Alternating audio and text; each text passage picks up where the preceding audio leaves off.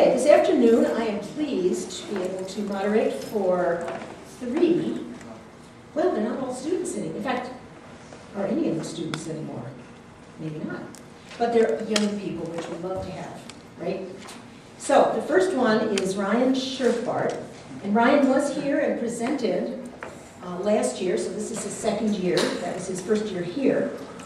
And Ryan has just, after 10 years of an adjunct professor, he has just gotten his first tenure-track position. Hey. So he is an instructor of humanities and religious studies at Scherbart College in the San Francisco Bay Area. So we're all jealous. He did his doctoral work in philosophy at UC Santa Cruz. And his research interests include philosophy of psychology and free will. He got interested, I thought this was such a fascinating story, he got interested in descriptive by answering an internet call for papers last year. And he has a philosophical or philosophy background, and he finds a lot of overlap with descriptive and philosophy. And he said what really drew him was that he saw that descriptive was rooted in theory which was actually clear about concepts, which he does not find other places. We do it so much better. Well, we cannot disagree with that, can we? So he's going to speak on free will, persons, and belief. Is that how you pronounce it? Yes. Okay.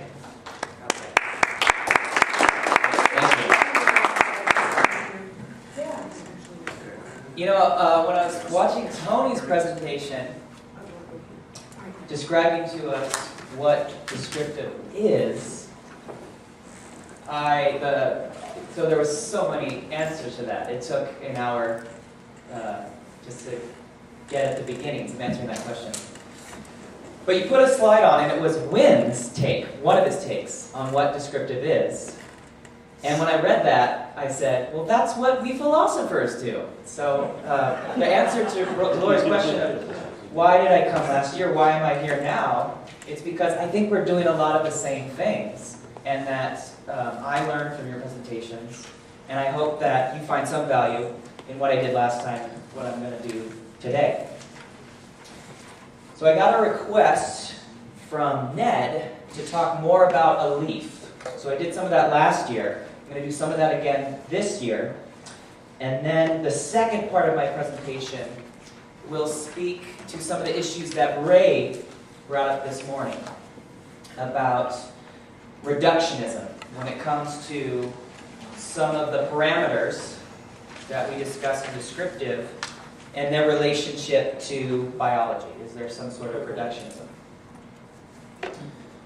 So this is the slide I started off with last year. This is where there's an overlap, at least I believe, between what I like to do and what I think has been a very important undertaking by what many of you are doing and have done for decades. And that's get clear about really important concepts. And so I'm going to focus on behavior, like I did last time. And the second part of the presentation, we will focus on, do you like how that's pounded out more slowly? Yeah. Nice. I'm going to take credit for that, but that was just accidental. Persons will be, that'll be the second part. So let me remind you about this elite stuff. I'll start with an example. This was from last year. So if you go to the Grand Canyon, I know that some of you have been there, there is this skywalk that is essentially a bridge that takes you out over the canyon. And if you look down, you can see thousands of feet below you because the walkway is glass. And they require that you wear these special booties so as not to scratch the glass. So one of the philosophers of psychology that I had researched for my doctoral work, her name is Tamar Gendler. And she uses this as a paradigm case of something she calls a leaf, or a leaf. So what's going on here? Well, individuals, they tend to, on the one hand, have a belief that the bridge is safe. So if we want to put it into terminology that's a bit more familiar with descriptive, you might say, this individual knows that the bridge is safe. And we have evidence of that because they get on the damn thing, right? If they really didn't have that knowledge, then why would people get on it? Why would they spend whatever the cost is for the ticket to get on there? So in my terminology, the person believes that they're safe, but in parameters of behavior, we'll say this person knows. But what is curious is in the behavior. So the belief or the know that is safety, or the proposition, the bridge is safe, something like that. But why are they trembling? Why are they shouting in fear? So there is a disaccord, or there's a mismatch between them as a person, you might say. They believe it's safe, but their emotions and behaviors say are otherwise. So this is Gendler's point, is that while there is belief, or if you want, knowledge, that there's safety, the behavior and the emotional reaction is something else that she calls a leap. So that's what's going on in terms of the behavior and the emotions. And the content of this belief, it has a behavioral component. It has what she calls an affective or an emotional component. And then part of it is based on the visual representation that is very sensory and immediate. So she calls that a representational part of the belief. So the belief is safety. The belief is something like, this is really high, get me out of here, danger, danger. So one question that I posed last time, and I pose again to you again, is, does this make any sense from descriptive psychologist perspective? Yeah, you can chime in now. Go ahead. Yeah, I just want to raise a question. You didn't see it last night, but one of the tools that we make a lot of use of is the judgment diagram. Yeah. And in the judgment diagram, what the circumstances of walking on that glass aren't simply the circumstances of people told me it's safe and in fact nobody's died yet. There's also all of these other things that it signifies for that person to move out, idiosyncratically given their values, so that it's not that there's just one vision of the circumstance that person is holding. They're also holding a lot of other knowledge, a lot of other distinctions about what's involved for them to put themselves out. So for example, they might know that in the United States, these sort of structures typically hold up. Well, just be one example of other parts of the puzzle that we know. And they might also know that at some point it might not. Right. Yeah. Yeah. And they may know that they know that they're afraid of heights.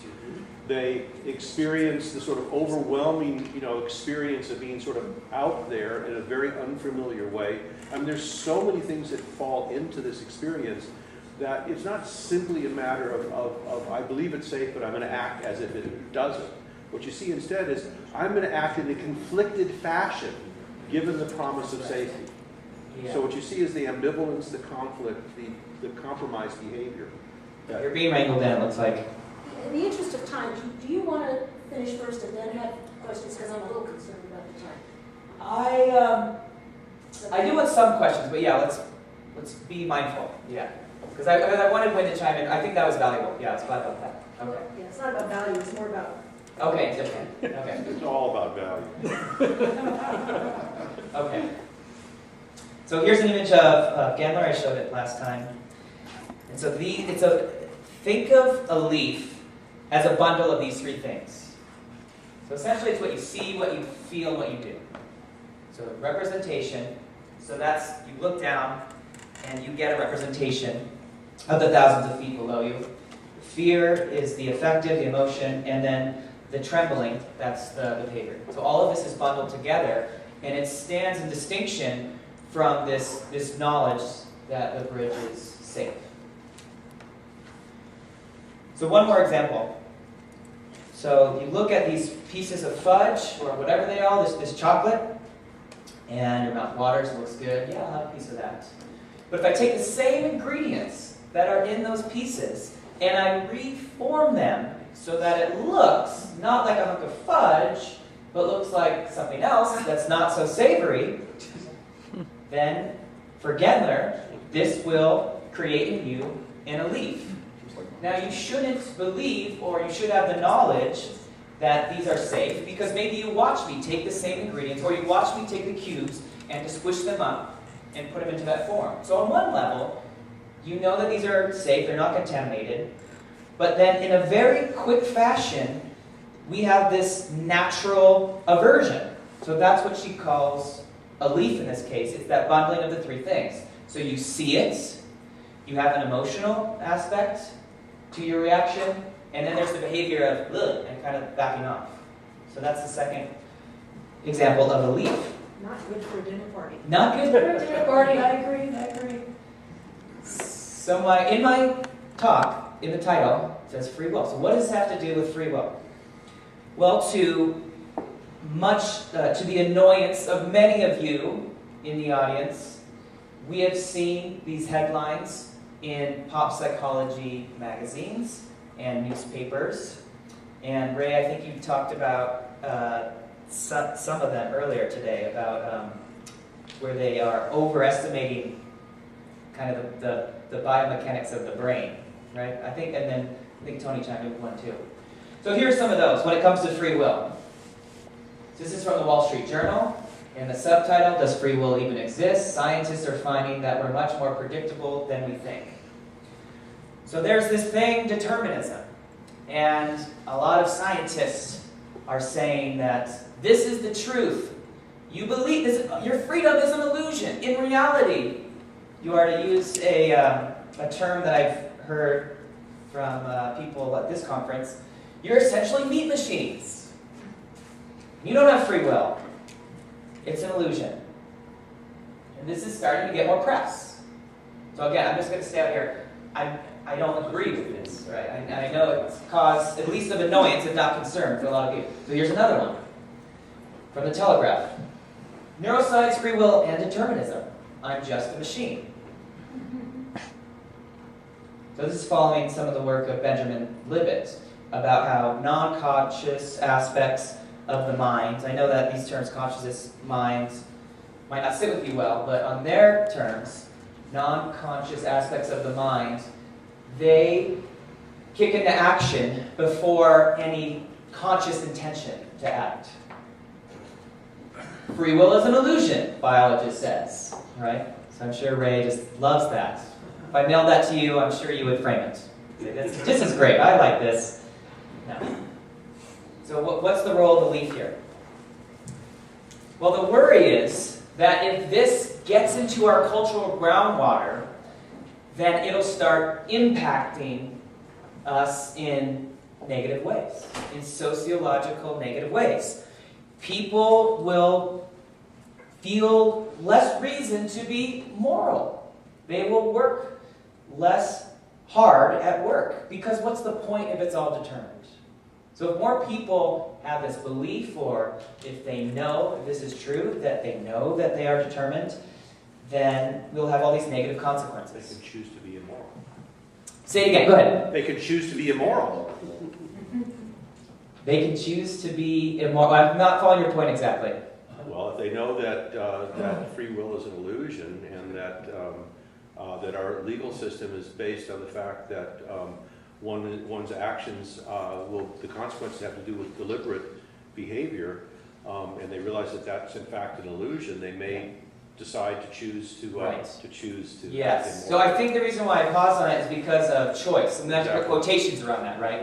They could choose to be immoral, but in reality, it would just be the unfoldings of biological matter. That would be this claim. That would be this claim, exactly. That would be a claim. That's Yeah. not an empirical fact in the world. Right. That's an assumption, a working assumption. Absolutely, yeah. And there has been a lot of challenges to determinism that I won't talk about, but I will say it's just related to quantum mechanics, chaos theory. I'm not going to go there.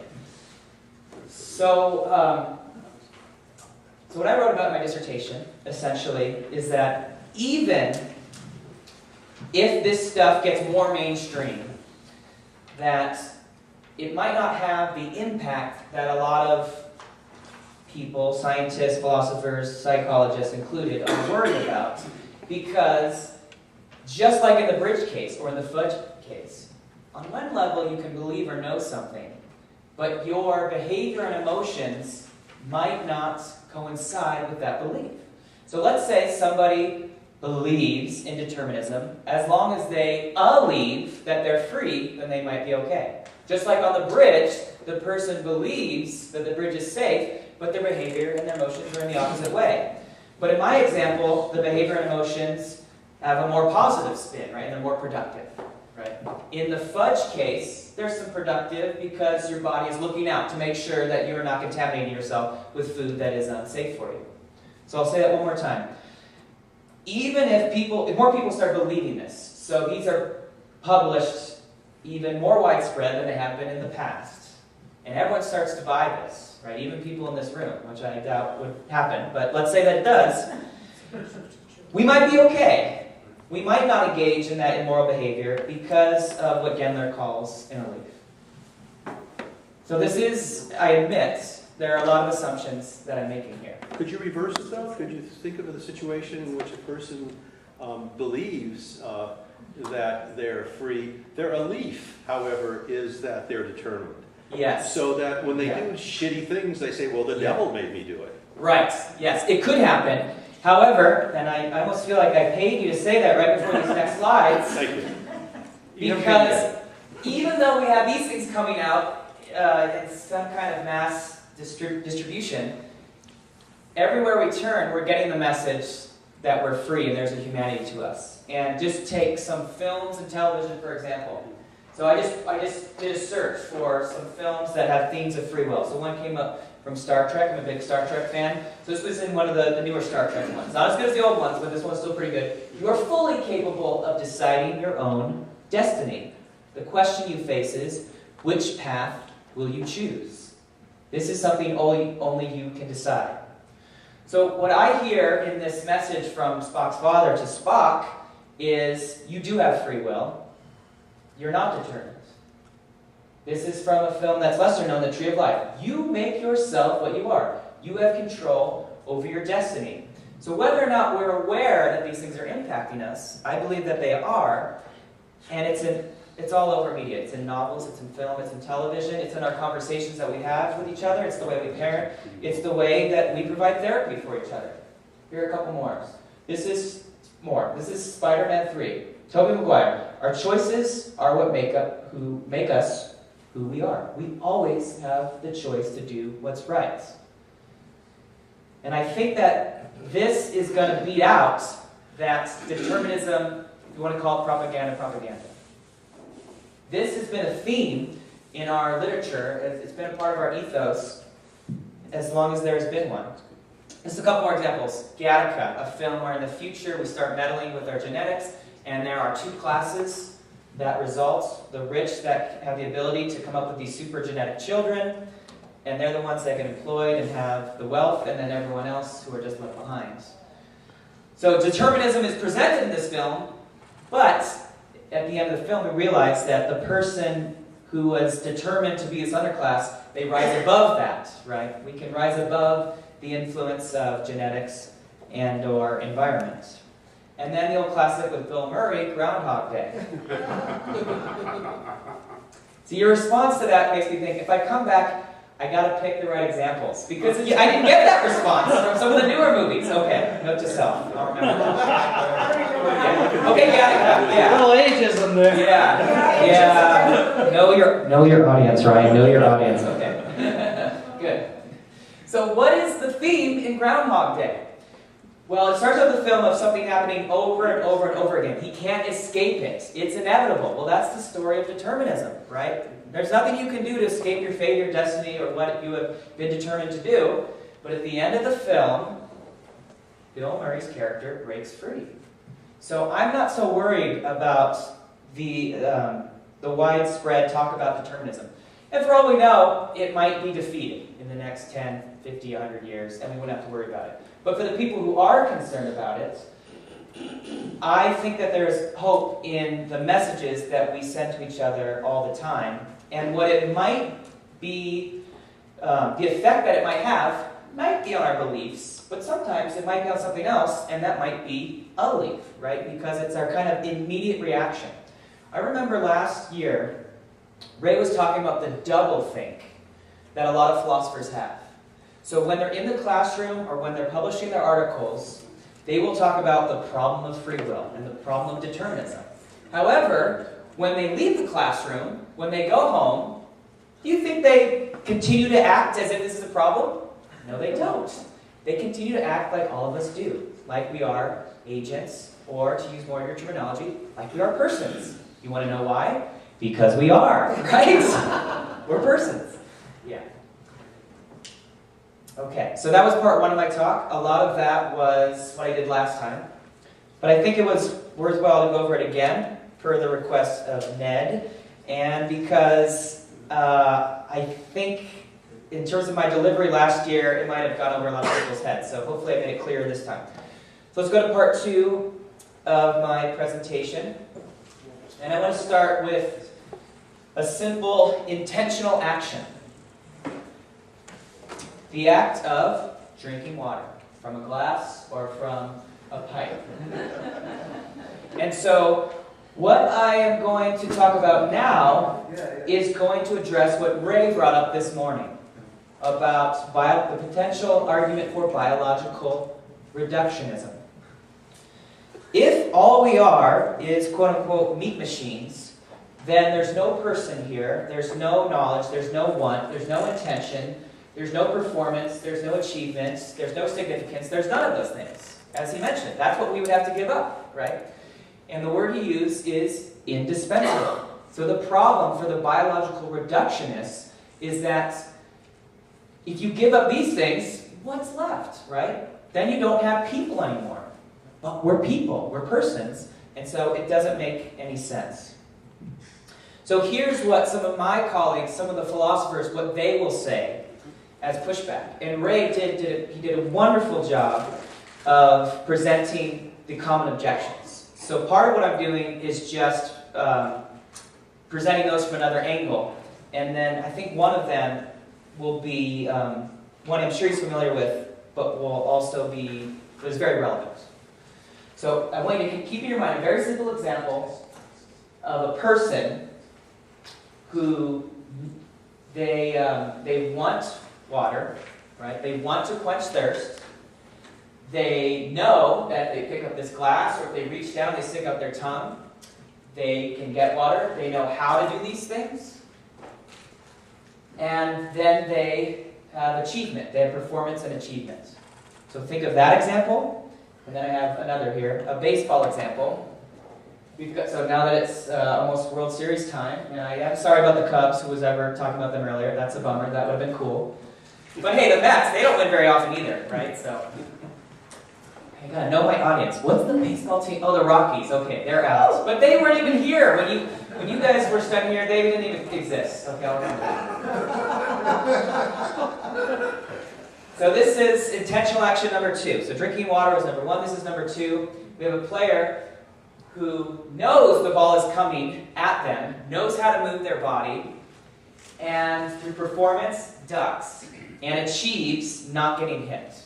Okay, so 2 examples of intentional action. Excuse me. So here is the debate, which Ray brought up this morning. What's going on here? If you're going to side with the biological reductionists, or what some have called themselves eliminative materialists, where we are eliminating all of those things on that list, all of those parameters from wants down to significance, etc., then what is left here are what some of you called meat machines. And so then we're looking purely at what some would call the harder sciences. We're looking at the biology, the neurology. We're looking at brain states. We're looking at chemistry, neurochemistry, neurology, all of those things. And what's going on when somebody takes a drink of water, when they duck from a pitch, there is some sort of physical event that happens inside our skulls. And there is communication between that portion And what's the biology of our limbs, right? So a muscle fiber twitch. So we've got the spinal cord, the motor units, the muscle fibers, axon terminals, all of that stuff. So this isn't my area, and it's not probably a lot of yours, but we know it's out there. So on view 1, the reductionist view, there are no wants, there are no persons, they're all just an illusion, and what we are left with is what these pictures represent. Pure biology. And to use again that term once again, which I would say, it's a little loaded to say meat machines, but the point is well taken. So that's view 1. Now here's the other side. And I'm going to steal from Wing here. And I did not ask him to do this, so you said I was moral, but I took this from your blog. So this I'm using to represent the second view that many of you would be sympathetic to. You would say, yes, I'm not going to deny the existence of this biology and this neuroscience. I'm not going to say that there is no fruit in the study of these things, and it's very helpful, and it has been very productive. However, if you cut this out, then you are missing not only part of the story that is legitimate and that is real, you are missing out the most important part, or at least a part that is very important. Okay? So what is the drinking of the water? What is this intentional action? Well, you've got someone who has identity. They know that they're thirsty. They know that where the water is. They know how to lift their glass. They know how to stick out their tongue. The baseball player knows how to go like this. They know how the pitcher throws, or they know that the pitcher tends to throw these types of pitches. They know how to play baseball. They want to be safe, right? They want their career to continue. And then we have the performance. Gulp and duck, right? So those are the two views. So you might say, well, Brian, it sounds like you've done a pretty good job of selling the view that is popular here to the people here. That's a good job. So now here's the pushback. The issue that a lot of philosophers raise about going in this direction is the issue of interaction.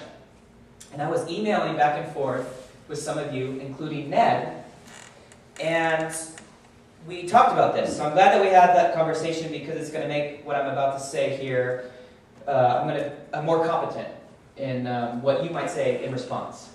So what is the interaction between these two things?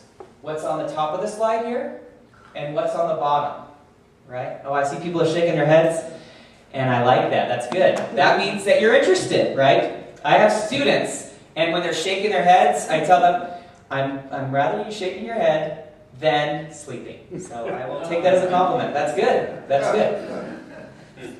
Okay. So many philosophers will say there's an issue with interaction. Now, maybe you don't think there is an issue, or there isn't an interaction problem, or you're framing this in the exact wrong way. Maybe. But if you want to know what some of the members outside of your community might say to this issue, this is one of the issues that would be raised. So one of them, Ray raised this morning about the spookiness of this non-physical, these non-physical aspects of the behavioral, of the parametric analysis. But another issue is about interaction. So we could just deny the interaction, or we could try to explain the interaction. Those are two possible ways. I'm not saying they're the only ways, right? And one issue with interaction centers on causality. If it is my want to not be injured, if it is my want to quench my thirst, if it is those things that lead to achievement, and if achievement has on its biological side the muscle twitch, for example, how would one explain that causal relationship?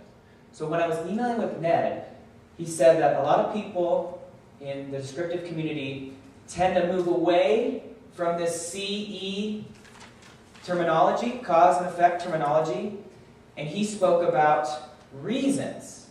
Reasons, not cause and effect. And I thought that was very interesting, because I don't know if many philosophers have thought about it in that terminology. So if we go the reason route, then instead of saying that, take the baseball example, instead of saying that the knowledge, or the knowledge and the want of the player to remain uninjured, to keep his career intact, instead of saying that caused them to duck. So that's what I was saying, is like, well, isn't there a causal factor here? And he said, well, we tend to move away from that language. Instead, one might say that if one knows that they're thirsty, and they know where the water is, and they know how to lift the glass, and they know in the past that this has led to achievement, then those things give the person a reason to do it. So it's less about cause and effect, it's more about reason. And if we go that direction, then we might avoid this causal interaction problem that a lot of philosophers bring up. And I thought that was very clever. And that's one of the reasons why I'm here, because I want to talk about that. And so here would be the response from philosophers, is that even if you go with reason, you still might have to face the problem of interaction. You have to explain what exactly a reason is. And if you explain reasons in a way that goes above and beyond, so it's going to sound familiar, that goes above and beyond the physical, then how do you explain the interaction? Fine, if the interaction isn't between a cause and effect, and it's more between a reason and performance and achievement, then explain the interaction between something that is physical at the top and something or some things that are arguably not physical. So that's the main issue that would come up. We have time, yeah, Win, we have lots of time. Just a quick point. We can talk about this in terms of logical types. Within the logical type of physiological language, there is no place for reasons in the ordinary sense. You don't talk about the intention of a muscle. You talk about the intention of a person. Yes. And I think the category confusions may be part of the way to move this. The interaction problem is really, in some ways, the problem of how you move across categories. And try this, for example. Yeah. Having reason to duck, trying to duck, causes my muscles to twitch, in that my muscles must twitch as a manner of implementing the procedure of ducking. On the logical level of actually I was a biologist, on the logical level of muscles contracting and twitching, we can talk about those in pretty straightforward causal language, but not what started the whole process in motion, which is I recognized this was a ball coming to me. I might not have decided to duck. In fact, I might have decided to put my face into the ball because I wanted to get first base. To get ahead and to get that pitcher off the game. I'd have all sorts of reasons to deal with it. So I made a judgment, again, back to the notion of judgment, as to how, it could be instantaneous judgment, what to do given those circumstances. An aspect of functioning in relation to those circumstances may involve systems that are best understood in causal language, but not the initial judgment. Okay, so there's a couple things. Number one, sounds like you're okay. Let me just make this first part clear. Are you, maybe you're not speaking for everyone, but you yourself, are you okay with saying that the want in combination with other things like the knowledge and the know-how in the baseball case caused that individual to duck? No. Yes and no. I love the yes and no answer. Yes, We yes philosophers, and we love that. Yes and no. Okay. Bear in mind, we can use cause and effect descriptions as a technical device when we don't want to pay attention to other factors. That's what I was saying. We could say that when the ball is coming towards my face, well, that's cause, that's reason. Reason is a broader conceptual category in which causality is one of the technical devices that we can use for those cases in which time one, time two relations, the Hempel notion, for example, if it happens this way, that always follows. Hempel and Honore, the kind of whole vision of when to use causal language as opposed to when to use reason language. If I'm talking about muscle twitches, if I'm talking about synaptic connections, I'm going to be talking, if I'm talking on the level of biochemistry, I'm going to be talking probably in causal language, or the language compatible with causality. Yeah. But what gave me reason to duck as opposed to, jump away, that's a judgment. Yeah. in contrast to a reflex. Yeah. So Lori, is it okay if we go to questions now? I'm pretty much done with what I wanted to say, so we've got lots of time, 20 minutes, right? Right? Okay, good. So we have 20 minutes for questions, so, yeah, or about, okay, yeah. We started. So it means we can take everyone. Yeah, so I think Ned had his hand up Yeah, first. I want to make a move like Ray made this morning in his talk. Imagine a human embodiment of a kind that could not respond to things that the organism recognizes about their environment. Okay, so that one more time. So we're imagining an organism. Yeah, Of a what- kind. What would an organism? Yell loud. No, I can hear you, but I just... Imagine an organism. Yes. A human embodiment Yes, okay. of a kind that could not, in some way, act on or recognize changes in the environment. That if you eliminate that possibility, you suddenly are faced with something that's very, very different than what we recognize. If I'm walking through the park and a stone falls from the sky, and I don't recognize that that's happening and have a reason for acting, then I'm a dead person, right? Yeah. So You would be like that organism that you just described, right? Right. Okay. So what I'm suggesting is the mystery of this relationship disappears if what you begin to think of is what must the human embodiment be to be an embodiment that permits people to act on things they recognize about their world. Say that last part one more time, just so we have time. So I got to process and reflect on things. I think there was a lot in it. Yeah. I think this mystery goes away Yeah. if what you begin to think about is the human embodiment Okay. as being one that includes the ability to act based on observations and reasons in the world. Now, Okay. Right. I follow that. so you don't have to worry about the interaction between the behavioral world and the biological world as if they're two distinct things, and that somehow some magical connection has to happen between the two of them. What it is to be a person is to have an embodiment that permits us to be persons. So the pushback you might get is, but isn't there still a relationship between the two? Between these? Yes, but that's a methodological issue. It's not a philosophical. So what does that mean exactly, methodological? The one relationship we know about is that persons have an embodiment. Okay. All right? Yeah, okay, yes. So that would be, we know about stuff down here. Would that be summarizing what you're saying? We know that if you go back to the entirety of the intentional action thing, we have an embodiment. It's one of our PCs. Back to the PC. That's subsumed. Right, Yeah. but they're important questions. Did they get, not, are they on here? No. Oh, okay, yeah. It's Okay. not- It's one of our You're PCs. missing a couple of parameters. Yeah, I just picked this because, so I'm still new to a lot of this terminology, but this one I got. So good job to win. That's a good slide for people that are new. The other thing that complicates what you're talking about with emotional behavior, and I'm sure I can be backed up by somebody somewhere, is that we have this learned tendency to act without deliberation on the things that we distinguish. Yeah. I've already jumped 3 feet to the side when I see the copperhead. I didn't go, snake, oh hell, he's got Yeah. a triangular head. Yes. Oh my, let me please jump. No. Yeah. See, and we do that without deliberation, so we're not busy assessing our reasons. We've already acted before we might go, gosh, glad I saw him, you know? So that's the other feature of the emotional behavior that you're describing. See? Right. So more in the baseball case, not, or you mean the leaf case, the baseball case, but not the drinking water case. Yeah. Let me ask you this, let me see if I can phrase this in a somewhat different way that might help. Yeah. Let's say I'm driving an automobile, and I want to get from here to there, but I'm going to choose which ways to go. I got my reasons for going the high road and my reasons to go the low road. And on the other hand, my car doesn't have reasons to do one thing or another. Right. Because my car, insofar as the language of the car is best described in mechanical terms, then the terms of equal dignity are generally cause and effect terms, are linked terms. I'm steering that object, and in some fashion, my body is like that automobile. Okay. In the top fashion, right?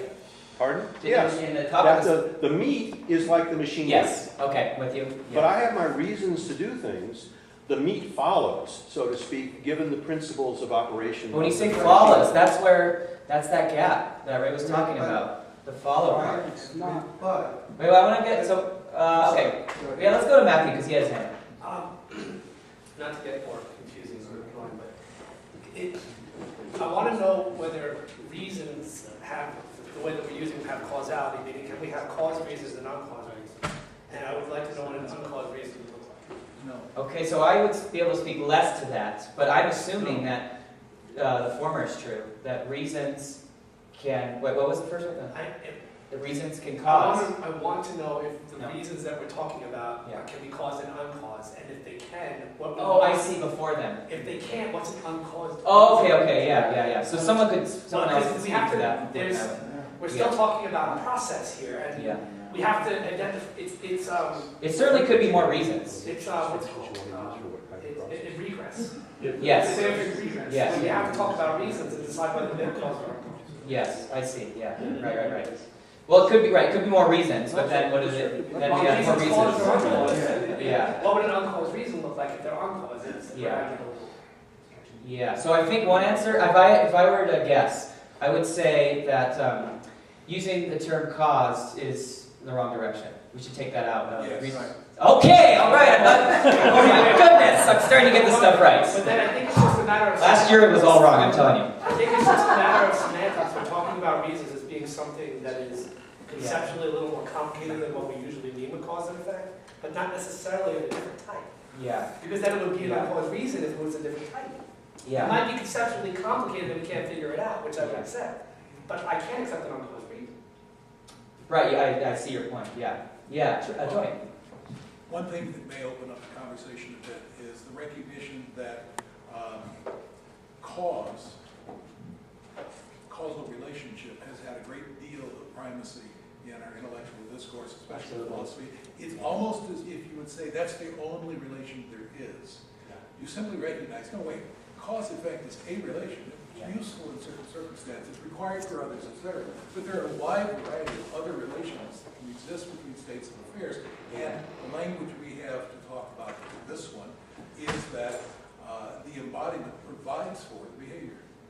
Okay, It's so, not causal, yeah. it's not like that. but when you change the language away from cause and you say provides for, or maybe, I forget the term, you might have said follows, someone, not necessarily me, but someone with a philosophical background might say, you're using a different word, but I still have isn't there an interaction issue between, because there, But you're saying as if these are two worlds. Yes, you're making an assumption. well, maybe I'm just representing, so so I mean, But the representation is as if these are two separate worlds that have to speak to each other. yes, right. In contrast to a viable organism Yeah. that happens in our case to be a person or any other kind of animal that has reasons, and again, just to make another side point, I don't think this community, descriptive psychology has never had any particular enamored vision of free will. Free will and choice are conceptually separate terms. Because choice can be restrained the way free will is not constrained, which is one of the other issues. Yeah. Driving that automobile, I got my reasons, and I've gotten my reasons in all different sorts of ways. When the antelope jumps in front of me, I might say that caused me to turn the wheel, to jerk the wheel. It also gave me reason to turn the wheel. There are times we use this language identically because causality is a subcategory philosophically of the broader case of reasons for things to happen. Specifically, it's that set of categories that we use when time one, time two relationships always have happened that way and we have no reason to believe otherwise, at least in some of the classic literature on causality in terms of when we use those language games. Some would say that's funny, so cause is a subset of reasons? Yes. That's Okay, what I'm saying. so here's, Yes, so, that's what I meant. so here's why that would sound funny to other people. Because in physics, there's no reasons, they're just causes. Well, that's correct, because physics, generally speaking, isn't concerned with the actions of physicists, for But you example. just, We're right, dealing with levels but of you just said that it's a subset. So if you have cause, then you have to have reasons. You have to speak of which No. community, It was the other way around. practice, or interest you are working within. Yes. What is in fact relevant to physics is not relevant Yeah. See, social yeah. justice. So now we get down, this is what I love. Now we get down to the foundation, and there will be many that will say, there's one reality at the bottom. There's not just incommensurate communities. There's one thing at the bottom. And so you don't have to make it relative. Well, and those who actually Yeah. take that kind of position Yeah. and bring it off Yeah. also say, the way you can put in words is not the true way. If you're gonna talk about that one reality Yeah. base, you realize there's Plain, nothing yeah. you can say about it that is literally going Yeah. to be the case. It always Sure. has to be a particular person's and a community's view or perspective on that. So I it's see. fine to postulate that, but then you can't. Oh, I say- see, okay. So I'm with you, yeah. Because language, there's limits. Yeah, absolutely. Well, Yeah. Okay, good. language is bounded in community. Okay, I see. Okay, good. All right, what else is out there? So one way that reason can affect the course of an event, be it biological or otherwise, can be through something which is not exactly physical, like a maxim, right? Like a mathematical sort of a maxim, like, addition. Two things add together, you get a larger sum. Or, and when we talk about maxims in behavior, sometimes they work kind of like a rule of thumb. It's a way in which things in a general case tend to operate. So I may have a general desire to maintain physical integrity, and that could lead me to have a number of different behaviors which are caused by maybe the interaction of some stimuli through the filter of that maxim. So if it's a baseball that's flying at me, I'm going to duck. If I'm at risk of physical harm through dehydration, I will drink water. But it's not necessarily the claim that it is my thirst which is guiding that, as much as it is that thirst is related to homeostasis, and homeostasis is related to physical integrity. And I have learned through experience to value health and a feeling of well-being. Yeah. Okay. Yeah, Ray, thank you for chiming in. So, sort of a non-descriptive necessarily take on. So, in this position you're posing that we're trying to knock down, I think there's an assumption of universal causality. Yes. Every event has a prior cause. Yes. Yeah. Back to the Big Bang, et cetera. Yeah. Okay.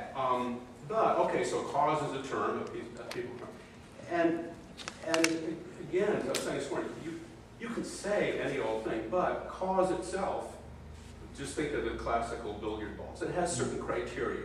Yeah. C must precede E. Yeah. Whenever C, then E. If not C, then not E. There's criteria under which you say, okay, you know what? Those billiard balls fulfill that. So that's a case of causality. But to say that it's universal, we have counterexamples. Quantum mechanics being the major one. Oh, yeah. I'm just saying, I'm just posing it. I'm not saying this is the way we work. I'm just saying it's an exception. Yeah. Because those criteria were not met. And so back in 1929 or something, those folks stopped talking about causality. Yeah. Chaos theory, it hasn't been established that there's causality. Yeah. And after 150 years of psychology, we don't have one goddamn law. I see. So, Yeah. what Yeah. titles, Yeah. so that's Yeah. another take. Okay, so I think that is you are just seeing right. You cut once again, Ray cuts through all of the fluff. And just, no, thank you very much. Here's what I have to say to that. I forgot what I was going to say. Wait, say what you're saying. Gosh, my goodness. There's no reason, there's criteria for causality to say A causes B or C. Oh, okay, yes. So earlier, thank you. I lost my train of thought. Earlier, we were talking about the IOU. Yeah. So there's no law in psychology yet. Yeah. But are a lot open to the idea that, well, there could be. I mean, physics is a lot older than psychology, right? So that's what a lot of people would say is, well, it's only been around for 100, maybe 200 years, right? So wait until the year 3000. But then you would say, well, this is a big IOU. And then we lose a lot of, well, you know, we gotta live in the moment, we're not gonna live in year 3000. Yeah. But then you did say in your talk, we might have shown in principle, right? You went to the in principle part, and I thought that was a pretty strong claim. Yeah. But then in the last line was, time will tell, but that was sort of a, Yeah. I don't think it will, but that was my little Yeah, side yeah. to my credit, really. I think my that's, reviewer. yeah, that is true. But then what, time will tell, but can we admit the youth of psychology? Yeah, no. No. Not. You know, look, physics, time will tell is a useful segue. I don't know if physics had its flaws from year one. Physics had its laws from virtually year one, trust me. I mean, go back and look at the history of physics. Yeah, but let's look at the history of causality within physics. Okay. And one of the things that we'll find, you know, when you look at, for example, one of the broad notions of the clockwork universe, that entered into the intellectual discourse from theology, in which God was free to create the clock that became the world. The point I'm making behind this is that we don't discover causality. We treat it as a conceptual tool that we apply to certain kinds of problems very effectively. What I think what some of us have been arguing, I think successfully, is that the technical use of causality within this limited time one, time two relation is not an effective way of describing what we take to be a person in the world of persons in our ways, which is to say that if to the extent that I treat you simply within that kind of language, then a whole other set of ways of living, essentially contract, law, the whole realm of ethics and aesthetics suddenly have no meaning. Well, it's interesting though, because it does tie back into that Alif concept. Yeah. Let me put a footnote to what Wynn just said. Yeah. Toward the end of one of your periods of simulating a supposed philosopher, you used the word explain in a way that was specific to the physical language of looking at things. And that meant that you presupposed cause-effect. I see, yeah. So that would be circular and bad. That was the way you got the contradiction you were after. Yeah. Now, in fact, both kinds of explanation can be given in a situation that involves them both. A very common one that you get to by empiricism is if you have a soldier who's lost a certain chunk of the brain, maybe you won't be able to process sounds. Okay, we have a lot of empirical data of that sort.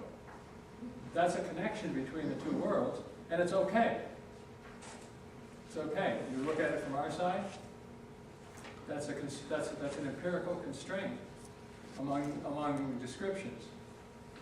If you want to get a little fancier and look at why somebody does something, which is what you have to do all the time in psychology, then you are forced to some formal methods that have reasons in them.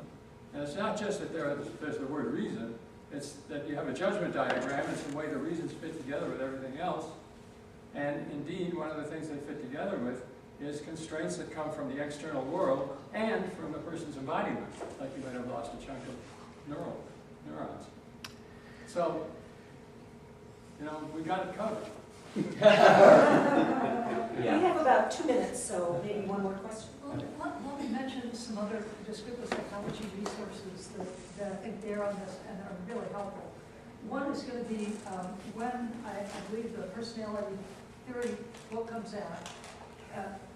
One of the things you'll see is that different frameworks, it's not that descriptive psychology doesn't have a way to talk about subsuming what of these are cause and kind of effect or talking stimulus response, which some theories do.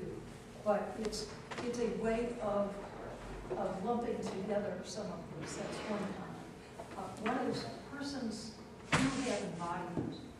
You need the developmental schema, I think would be really helpful because it's our embodiment that enables us. I mean, if we didn't have that, we wouldn't be enabled to behave in the ways we do or to have the learning histories that we do. So any given, you have to have the capacity or the learning history that builds on that. So you've got personal characteristics and any given circumstance that give you a given behavior. And So I think what you're trying to find is a different way to organize those kinds of facts of where does the brain fit, where does your embodiment fit, and how do I have, through my learning history, these conflicting reasons. Oh my gosh, everything tells me the bridge, I look down at heights, it's not safe, it is. I've got a big learning history that's giving me different kinds of reasons that I have to sort out. The other thing that's really helpful is the emotional behavior diagram. Trying to understand from descriptive psychology what's involved in emotional appraisals that's different from mere discriminations is really helpful, because that's what gives you that tautological reason to act without deliberation, although you could. And so there's all these resources that are really useful to talking about exactly the thing that people get stuck in. How does my brain make me do this? Yeah. No, I think I've seen some of that, the emotional behavior stuff, and I did see the tie to the ALEEF that I started with. That's what you're talking about. Yeah. And what's feelings, what's the discrimination, what's the relationship, what's the state, some of those will, I think, really help with that. Yeah. Just some resources. Uh-oh, looks like time's up. Do you have something very fast? Very fast. Is part of the history of descriptive psychology is the book Intention Okay. by Elizabeth Anscombe, and she has a real classic discussion of the difference between reasons and causes. Oh, real? Okay, thank you. That's a great resource. Okay. And she's a Yeah. philosopher. Ansem is what I was going to say. Absolutely. Yeah. Yeah. Okay, we have 10 minutes. Thank you. She refers back to Aristotle.